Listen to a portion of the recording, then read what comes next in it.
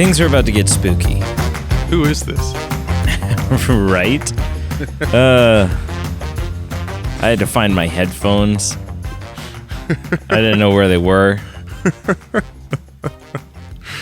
And then the coat of dust on the headphones when I finally found them.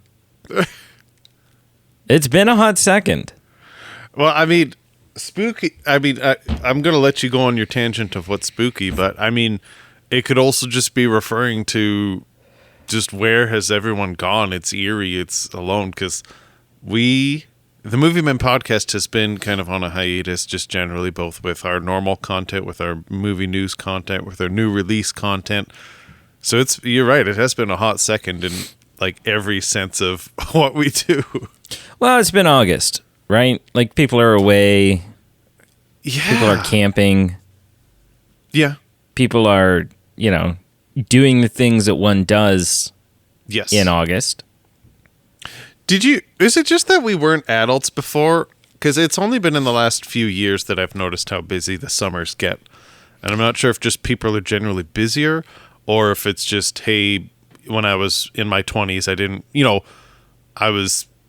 have kids. I didn't get as busy in the summertime. It was just kind of like, oh, hey, ho, hum. I don't know what it is. Maybe everyone's always been busy and I just didn't notice. I think just busy in a different way, though, too, right? Like, as an adult, like, I'm busy in the summer, but not busy with, like, I did things in the summer as a kid, and I'm doing things in the summer as an adult, but they're not necessarily the things I want to do in the summer, right? So it's like, you just work. And so it's like, as an adult, September comes and you're like, oh, well, that was the summer. Okay. There it is, kids. That was. Hope we enjoyed that one day we went to the park and threw bread at the ducks because that was summer. Yeah. Now time to continue doing what we've done all summer, except the weather's going to get gross. Right? Nothing. Yeah. Anyways. Nothing is great. Hello and welcome. Welcome to the Movie Men podcast. I am Peter. My reminder of fall being quite closer than it was when I kind of started this podcast. Co-host is Brady. Yeah. Okay, spooky time. I'm going to get inside your head. Of note, we're kind of also getting close to spooky time. We are. Yeah. Just for movie reviewing in the fall. Which is, okay, I'm sitting here and I'm bitching this summer's almost over, but I'm also aware that pumpkin spice and creepy crawlies are like right around the corner.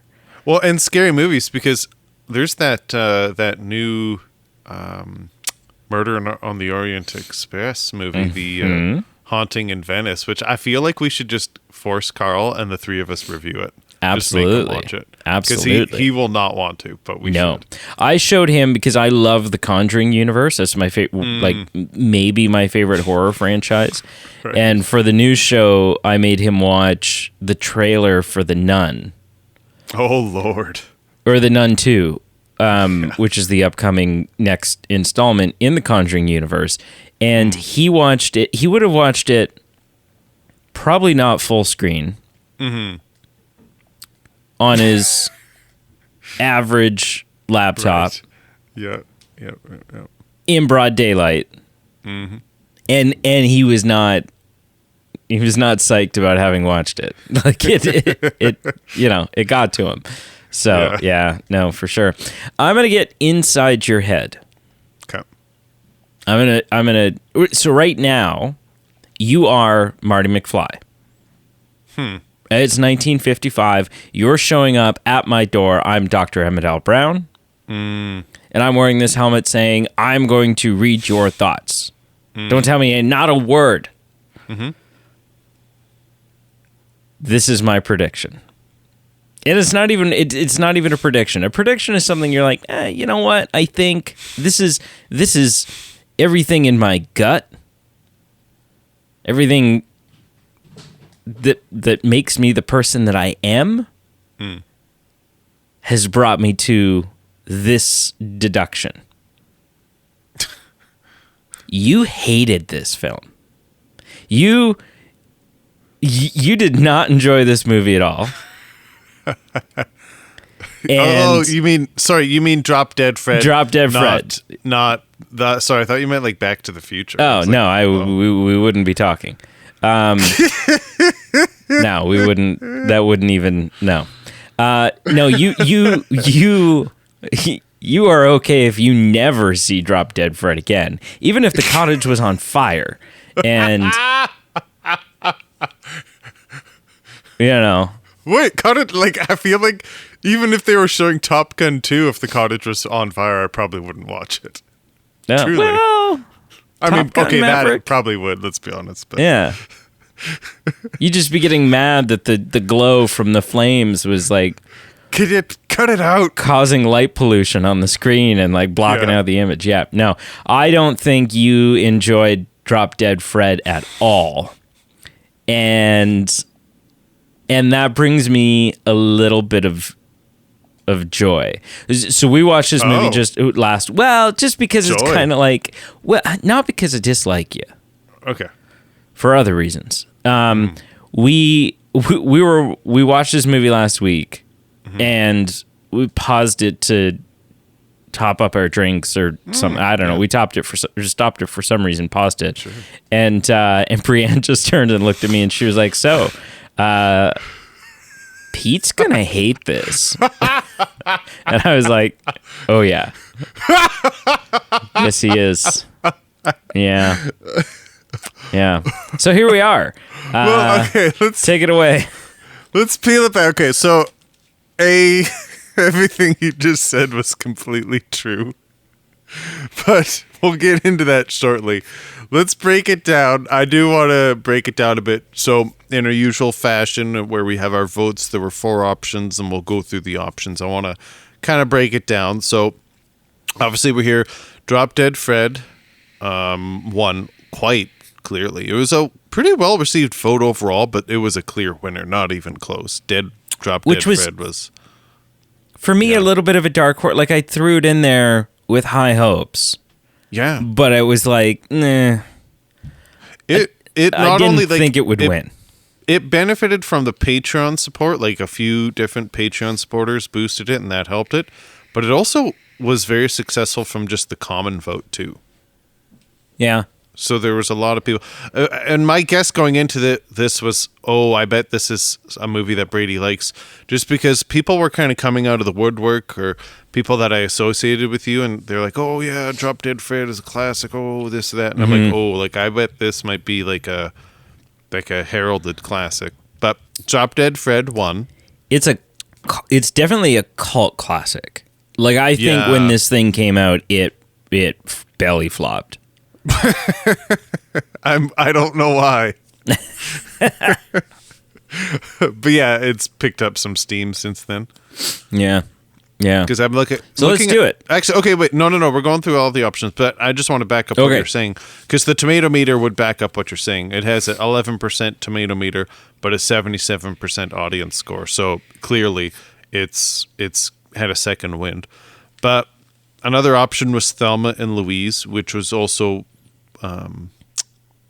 it got a pretty decent result. Yeah. And I feel like this was one of my options. I threw it on here. I don't have a great desire to watch it, but everyone talks about it. So I felt like if it was worth throwing in there, and if the winds had blown it into the winning circle, then it would have been the excuse to watch it. Have you seen that movie? Thelma and Louise? No. Yeah.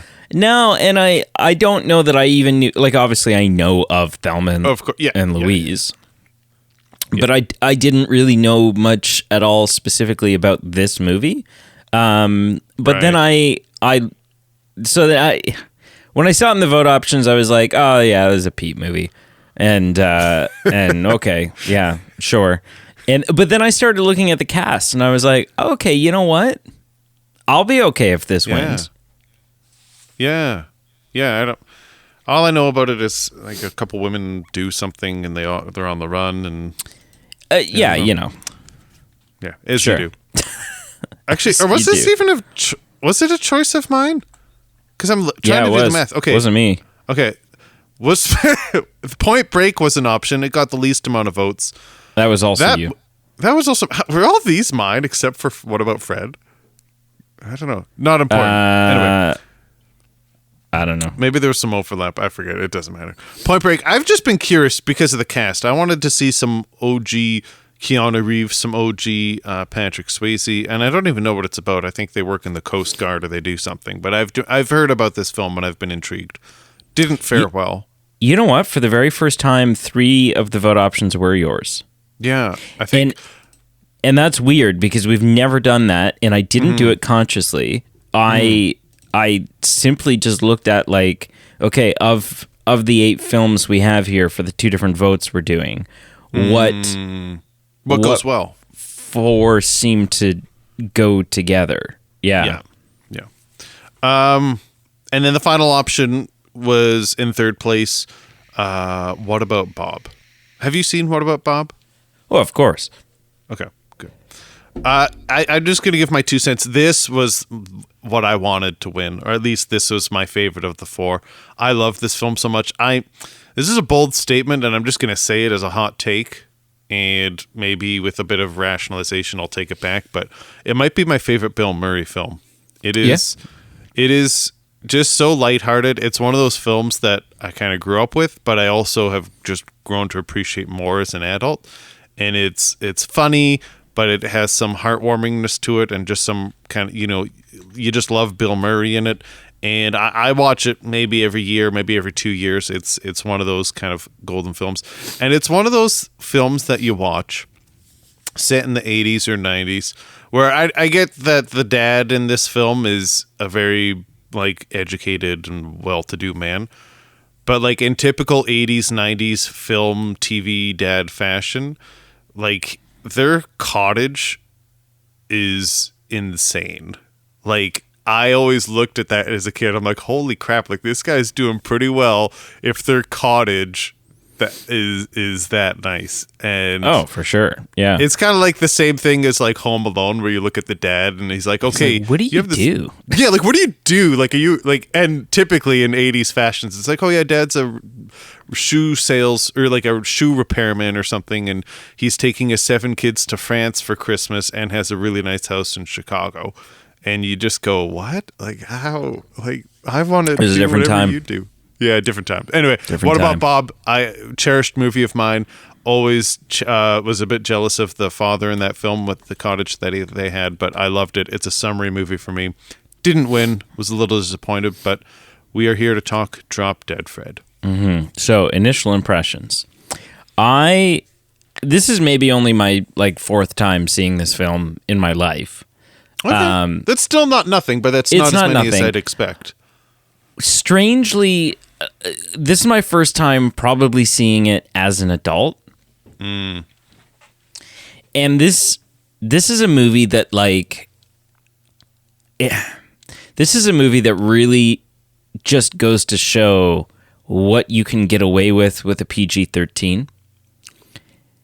It was only PG-13. It's only PG-13. And furthermore, and this will make more sense to our Canadian audience, but the first time I ever saw this, it was maybe a 10 o'clock start time on the Family Channel. What? Whoa! It was the only way I ever stumbled into this. Family Channel. Wow. Yeah. Family Channel After Dark, I guess, or something. And because it was for TV and there'd be the odd ad break and stuff, right? There was probably some stuff cut out. That's true. That's pretty standard for stuff like that. But it was still definitely not standard Family Channel fare. No. So for me, this was this film is a fond childhood memory. Which is so weird because it's just one of those movies where mentally I've never been able to pin it down. I've never been able to make sense of, is this a kids movie? What is or this? is it did someone get fired at Family Channel? Like, I don't know. For the longest time, I didn't know what the hell this was, and where who's to the audience? slot it in. Like, yeah, right. And so, and I still kind of don't know. Like, we'll get into that, but yeah. But anyways, this is a fond memory movie for me. There's a little bit of nostalgia baked into it. Sure. And I think it's a film that a lot of people don't give its due justice and don't look deep enough into what this film is saying to actually give it a positive review. I think people just watch it and go, okay, that wasn't for me.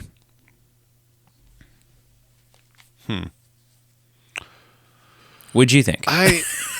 Yeah. I'll give my initial impressions. I just want to ask this question, and we'll break it down as we go throughout. But yeah, what is the target audience? Because I think when I was watching this, as my initial impression, I said, you know what?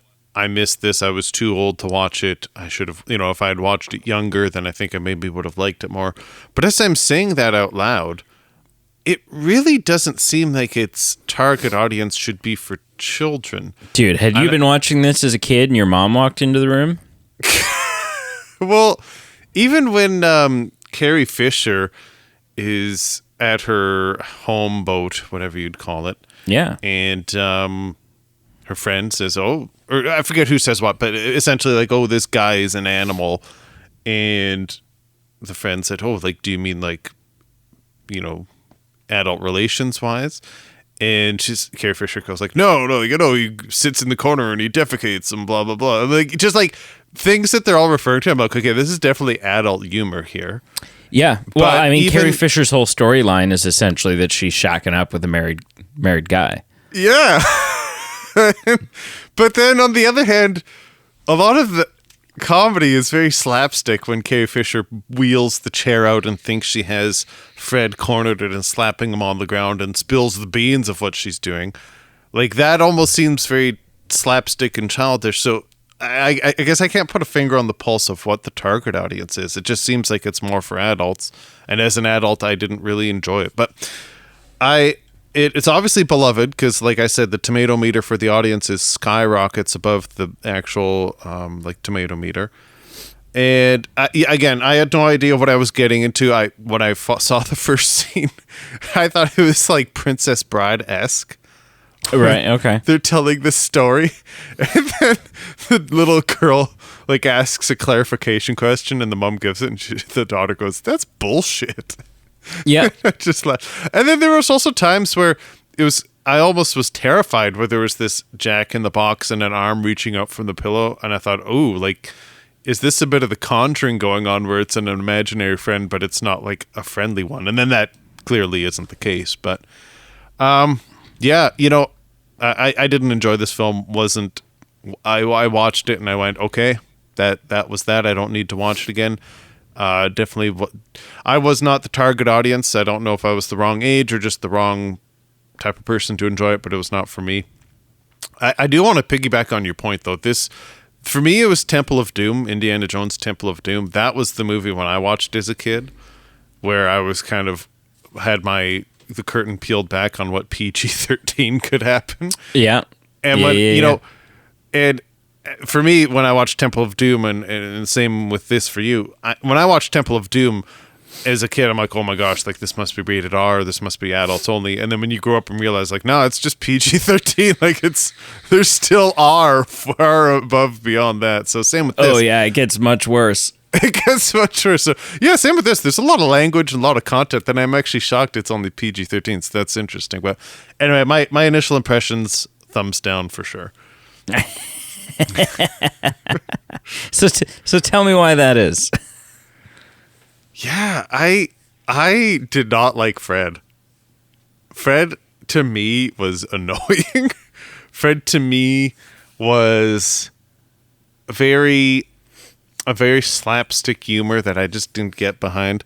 And a question that I had at the end, and maybe I don't need to answer this, or maybe it was answered and I just didn't pick up on the answers. But just, I never really understood what Fred was. I mean, do we have a dual personality situation going on where Fred does the things that our character doesn't have the courage to do? Or, you know, and is that why the pills were effective, where she takes the pills and, you know, he kind of goes away? Or is this truly a childhood imaginary friend and it's as simple and innocent as that? And we do see the other girl at the end, you know, seeing Fred. So, you know, maybe I'm reading too deep into the weeds here, but, you know, I think I just couldn't really put my finger on the pulse on it quite at times, just because it seemed like a bit more, like, I felt like there's maybe legs for more than an imaginary friend, because it's just her mother is overpowering, her friend is kind of, you know, her boyfriend rather is very controlling, and all these things in her life she has no control over. And so maybe this Fred is a way for her to act out in a different personality that she has no awareness of, and she thinks it's truly Fred. And so I think that's part of it too. I just didn't really understand what I guess what's going on here. Right. And so I didn't like Fred himself on screen. Didn't really understand what Fred's role was in that capacity. And just from like a character development, our character does change a little bit at the end, but it's just kind of very quick, very brief. It's not gradual. It's not like a drawn out line on a map. It's very, very, you know, from A to B in the last 10 minutes of the movie. And I didn't really buy it, so to speak, or it felt a little forced and rushed. Well, see, that's interesting because I could not disagree more. Like, so I think in terms of what Fred is, Sure. I think the answer is neither. He's not a split personality. He's not some sort of psychosis. He's not. Okay. But he's also not just an imaginary friend or someone that she's making up, that Elizabeth is making up. And that's proven by the fact that it's proven by two things. One is that we see Fred interacting with all of the other quote unquote imaginary friends in the waiting room of the doctor's office. Right. And it's not like Elizabeth, like nobody can see anybody else's imaginary friend. But the imaginary friends can all see each other, right? So if it was just like, if you were the crazy one who was making up Drop Dead Fred, then you would also see everything else that's going on, right? And so it does not make sense for all of your psychoses to be interacting with each other. Right. Sitting in that doctor's office, but you can't see anybody else's, but they can, right? And so there's that, but then there's also the fact that once Drop Dead Fred does what he needs to do and sort of completes his mission, he's reassigned to Molly. And we see that at the end of the film, right? And it's not just, oh, well, this is a girl that, which is why he's also not just a run-of-the-mill garden variety imaginary friend either, from some childhood imaginary friend, because it wouldn't be like, you know, the next kid that has an imaginary friend doesn't have the same imaginary friend that you have, right? Like down to the T. And so I think, and this is maybe terminology that you're not going to love, but ultimately, I think Fred is a non-Judeo-Christian representation of an angel. Of like a guardian angel. Of like he's part of some, not organization, but some group of entities, some sort of higher power structure that, you know, that every kid has one, maybe. And, or just the kids that really, no, it's probably not. It's for the kids that really need them. It's the kids from messed up homes. So Molly gets it because her parents are separated, and her dad's kind of clearly a bit of a doof. And so there's that. But Elizabeth had it because her parents split, but her parents split because her mother was an insufferable bag, right? Like, it was just awful. It was emotionally manipulative and just miserable. And so that's why Elizabeth gets assigned Fred. And Fred's there, sort of like sort of like the second coming of Gandalf. He's there until his mission is complete, until Elizabeth no longer needs him. And in Elizabeth's case, it probably just takes longer than, Fred spent a lot of time in the genie lamp. And so it probably takes a little bit longer than it does for most other children. There's probably a longer assignment. Sure. But yeah, I think that Fred is essentially like, not necessarily like a god, but he's... No. He's... a higher power. Yeah, he's sort of like a Loki. He is sort of like a god of mischief, but also this sort of angelic kind of creature. Right. So yeah. And also I think Elizabeth's transition is massive, and that is the whole point of, a lot of the film sets up her, it's just kind of how oppressed she's been by everyone, and how her childhood traumas have allowed her to, like, the damage that was done by her mother as a kid has made her the type of person who, just desperately wants to take back her cheating scumbag husband. And it takes Fred to pull out that outgoing, strong, mischievous, knowing how to have fun, knowing how to just say, you know what, to hell with being an adult, to hell with the stresses, and to hell with growing up. And I am going to, maybe for the first time ever, take the reins of my own life. And, give my mom a hug and a kiss because I mean her well. Yeah. But tell her that, just because I understand you're going to be lonely if I leave. And that means that you should make some friends, because I can't be unhealthy. Yeah, I can't stay. I don't want you to be lonely, but I can't be the reason that you're not.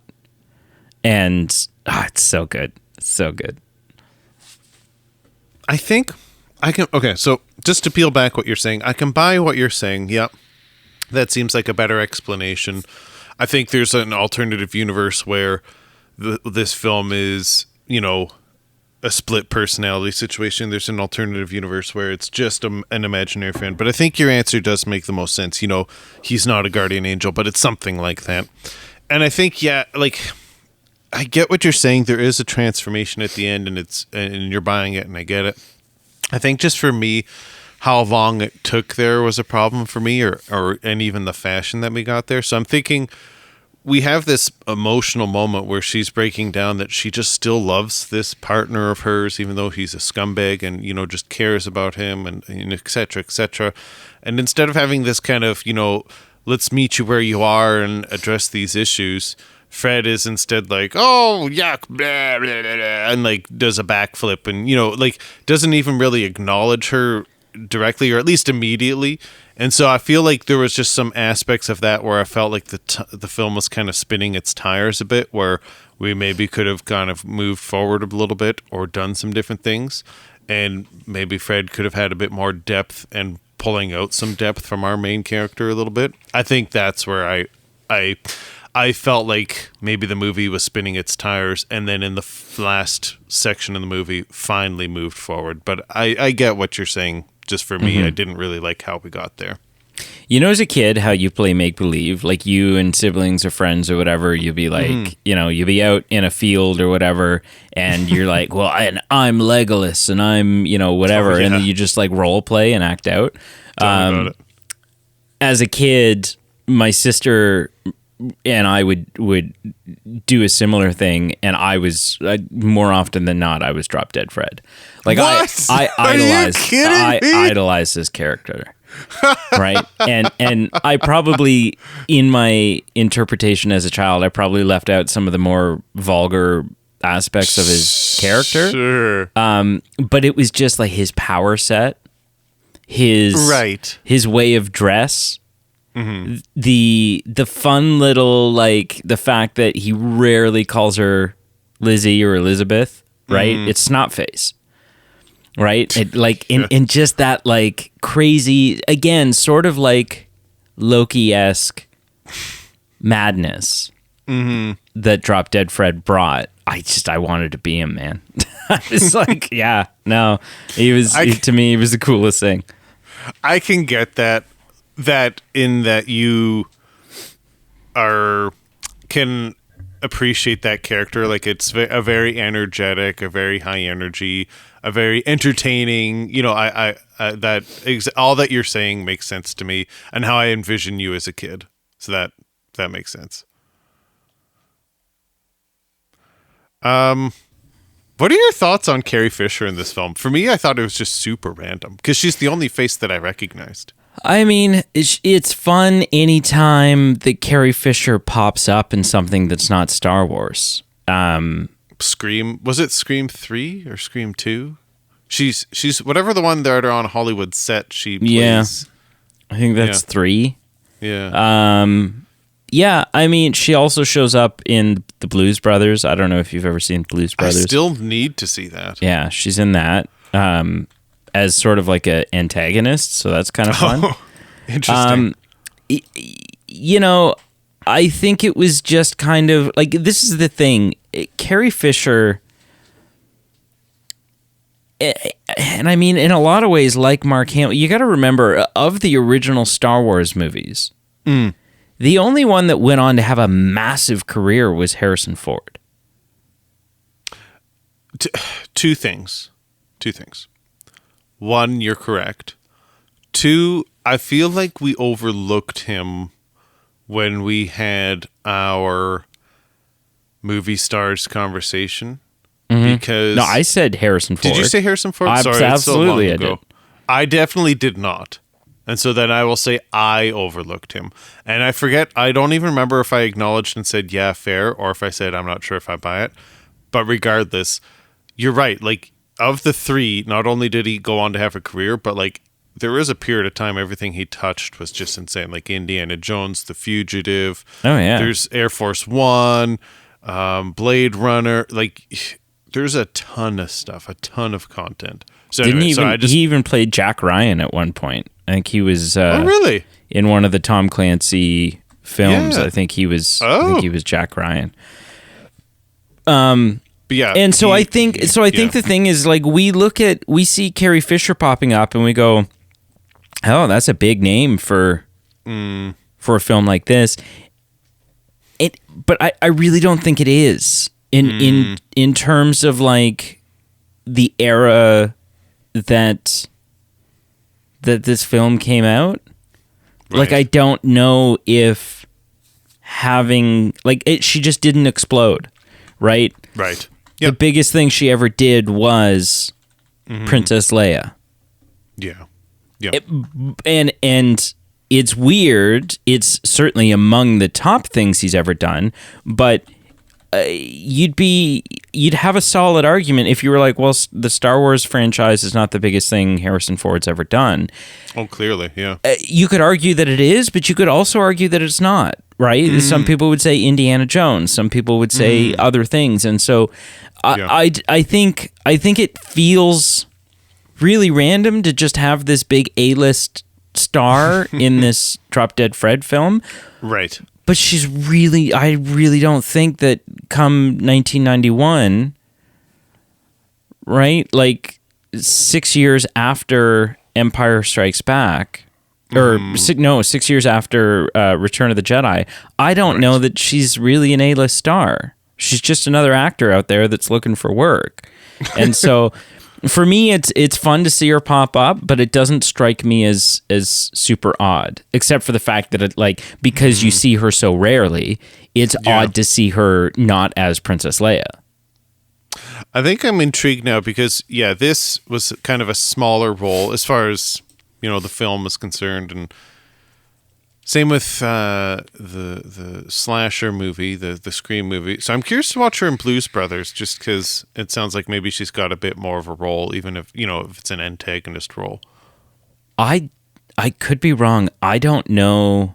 She must have a speaking line in Blues Brothers, but I'm not sure that she does. Oh, wow. Okay. Yeah, it's an interesting role, but no, I think this is a great movie. Honestly, I think if you peel back the layers of the goofy, the mud pies, and the clearly 1991 CGI,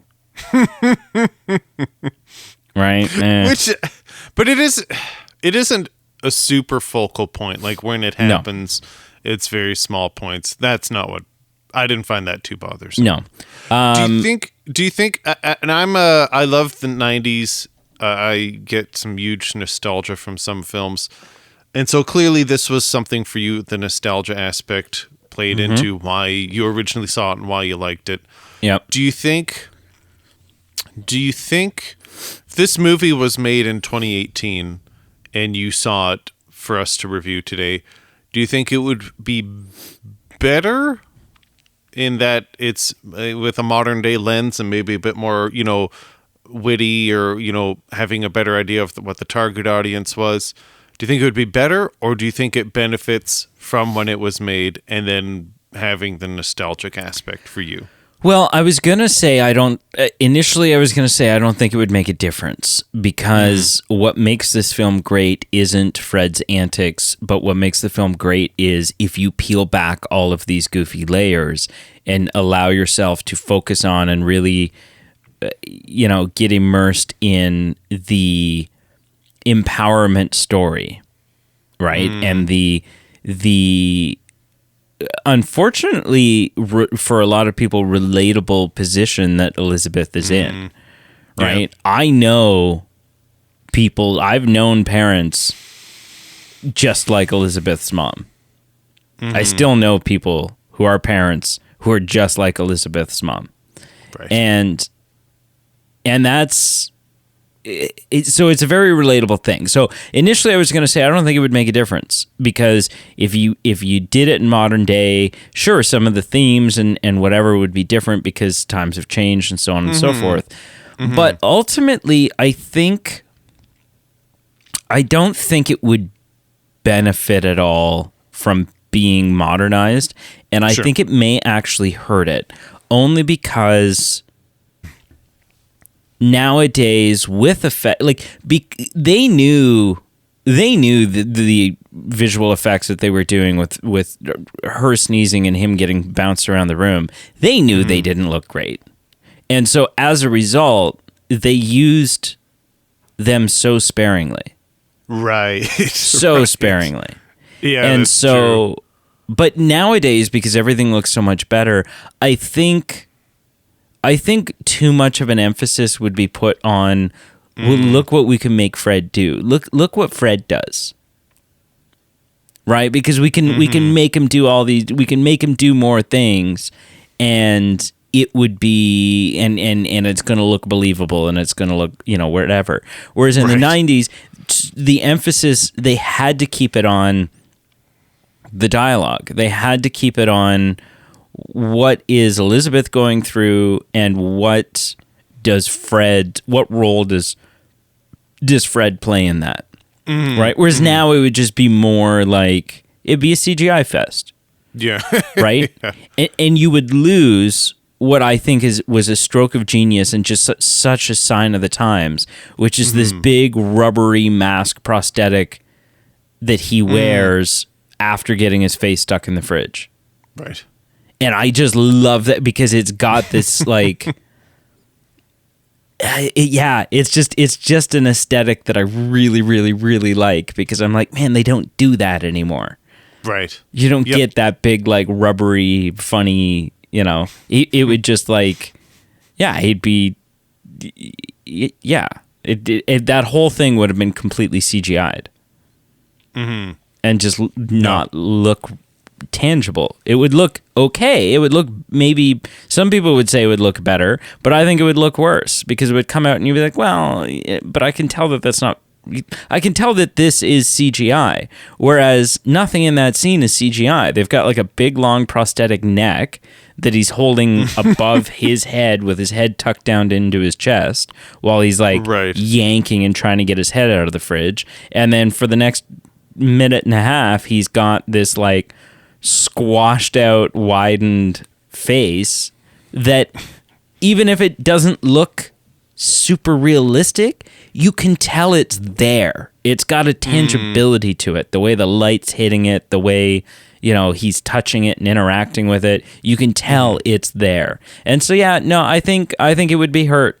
I think it would be hurt by having been done modern day. Yeah. No, that's a fair point. That's interesting. Is there anything about this film that you did like? Not overly. It's just an hour and a half of misery for you, huh? I think so. And I don't mean that in a rude way to you or to the others that love this, because clearly people do love this. Oh, yeah. I think I think I would have liked more, kind of like I said, the emotional parts where, have Freddie peel it back a bit, have him take a break from his normal self. And even just the whole meet cute thing where she meets her old childhood friend. He shows up at the beginning, and then he's basically like a glorified Uber driver later, I think, just drives her around. And then at the end, they're kind of hanging out. And so, I think I would have maybe liked a bit more character growth. I know it's cliche to, have someone go from one bad relationship to a good one in film, but, actually, this film did a pretty good job, just because it wasn't even, the cliche, hey, they're for sure together. He's just like, hey, I realized that you've got a lot of options. I'd like to be one. So I interpreted that as, hey, they're friends. They'll see where things go, but it's not, forced. Yeah. And so I think I would have just liked that a bit earlier on, too, where she just, has the growth and says, yeah, that my husband, or whatever his name was, the partner was a jerk. I'm moving myself from that. And maybe have some more time with this nice guy.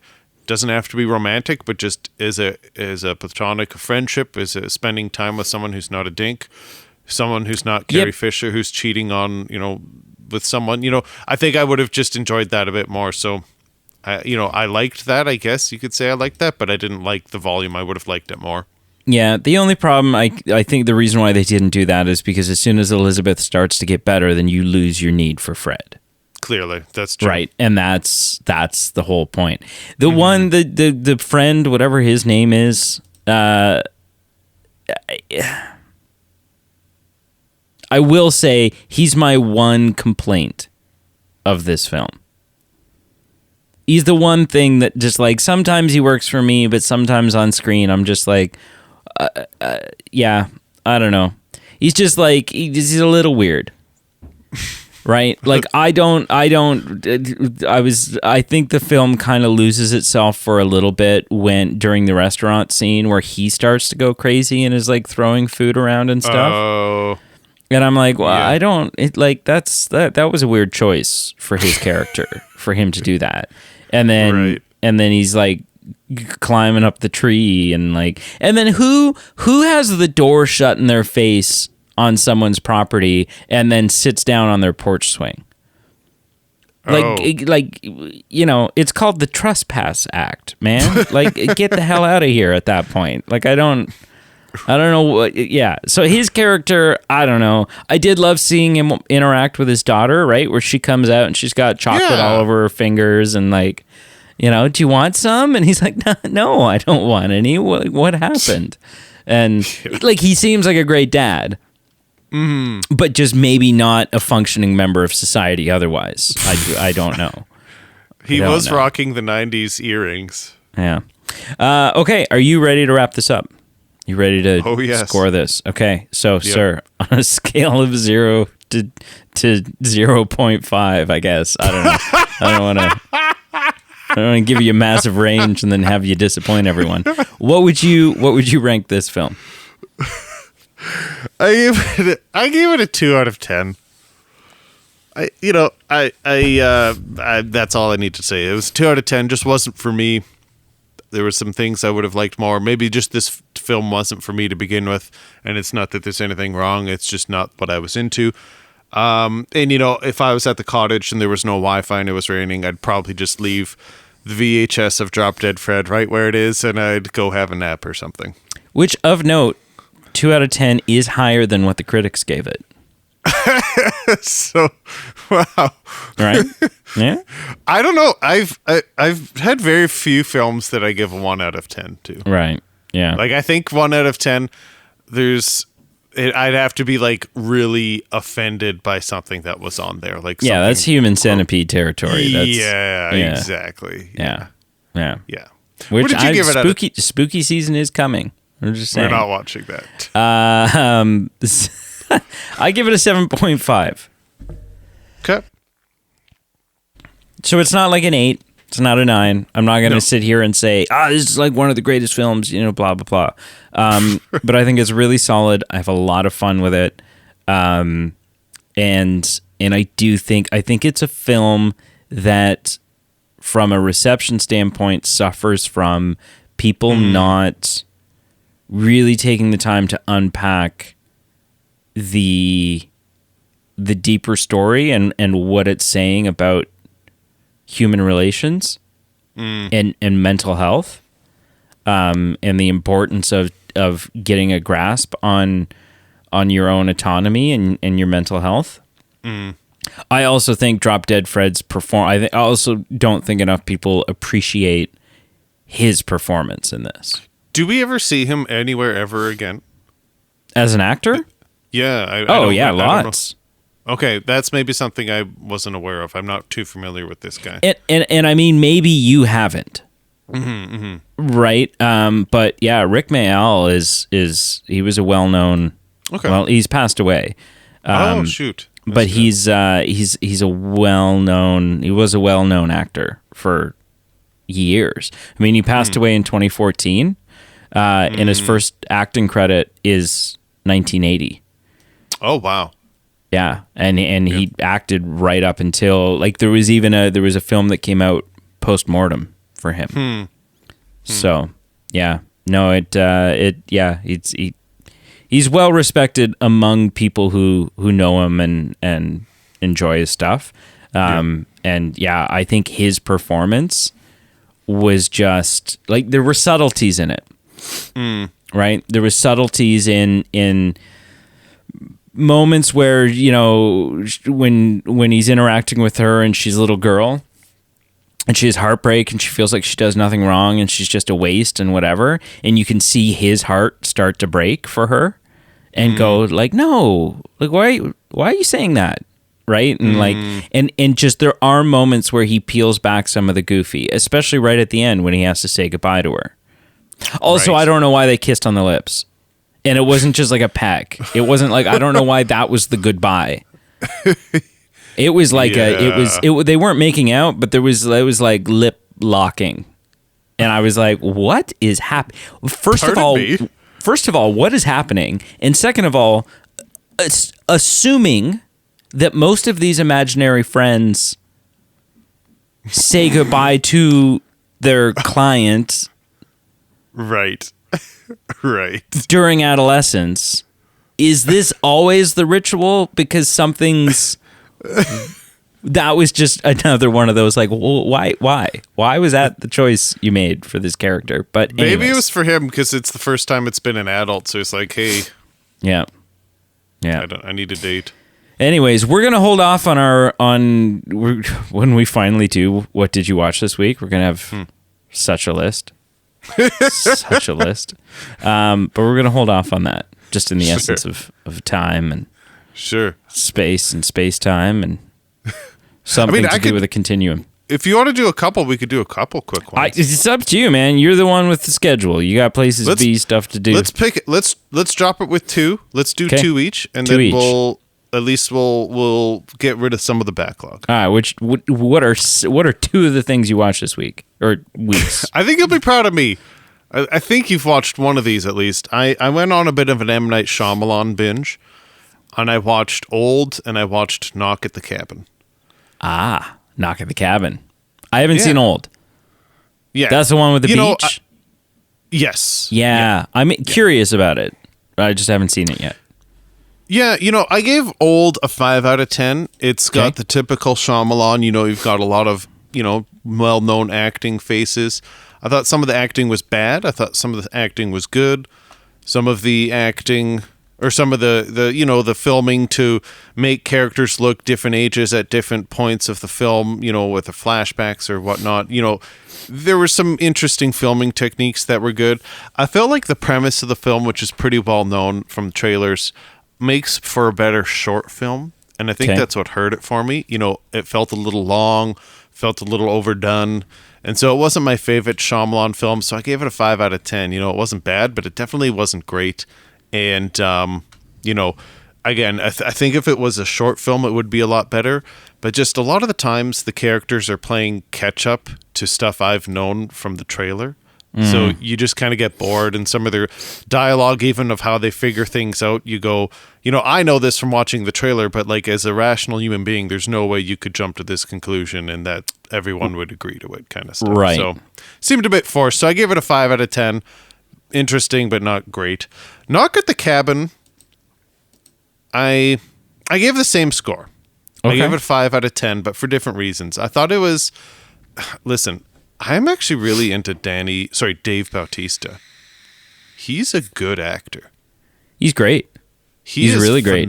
Phenomenal. And, I feel like I've maybe kind of overlooked him in the whole MCU bit where he's funny, he's okay, but I'm like, okay, another actor or another wrestler who's become an actor and, he is what he is. Dave Bautista in Knock at the Cabin was phenomenal. I've never seen such a good role from an actor. He's better than The Rock. He's better than some other wrestlers that have come over in this role. Like, he's just so good. I bought it. He was a teacher in this, and I just could go on about just him specifically. But Knock at the Cabin, I felt, was a little bit underwhelming. It was an intriguing story. Little uncomfortable at times, clearly. There were as far as twists and turns, I think I wasn't maybe there. Like, I was expecting maybe a bit more of a twist, a bit more of a turn with it being a Shyamalan film. And with the kind of conclusion of the film, I wasn't really surprised with how it ended. And I feel like throughout the film, I kind of was on the same page with where the characters were. And so I feel from that perspective, I was a little bit bored of the ending instead of just having something revealed to me or kind of being shocked, which I feel a lot of the times you expect from a Shyamalan film. So great acting. The parents, the daughter was phenomenal for being a young child actor. She was great. Dave Bautista was great. So incredible acting. Just some uncomfortable moments and maybe not as much of a flair at the end. So a 5 out of 10, but it got there in a better way than Old did. So went on a Shyamalan binge. What did you watch this week? I'll just say I did. I'm going to mimic what I said when I watched Knock at the Cabin. Yeah. And that was that, like, the interesting thing for me about that film is that, and I'm not going to spoil it because because it just came out this year still. Yeah. But you spend the majority of the film not knowing what to believe. Right? Like there's an idea that's being presented to you and you don't know. You can sort of form opinions and get guesses and have a bit of a hunch, but you don't know who's full of it and what's true and what isn't. And from a surprising me in what direction they decided to take it, it didn't disappoint in that regard. Where I was like, oh, wow, okay, that's certainly not the prediction that I had formed. And so I think that, it's interesting. It's interesting from that standpoint, is that they didn't take it the obvious route, in my opinion. I watched Top Gun Maverick. Yes. So good.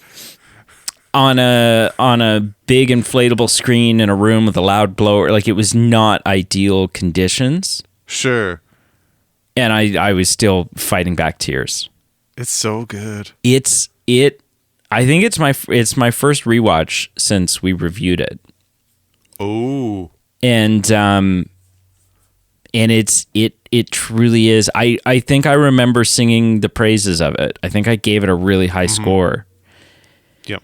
And that has not changed. Like, it is, in the category of sequels to films that didn't need sequels 25 years later. Mm-hmm. They did it pretty much almost perfectly. Yeah. Like, it's just it's so great. Yeah, I was over the moon happy with that. Mm-hmm. And then I honestly don't know if I've watched much else. In terms of, like, just sitting down and...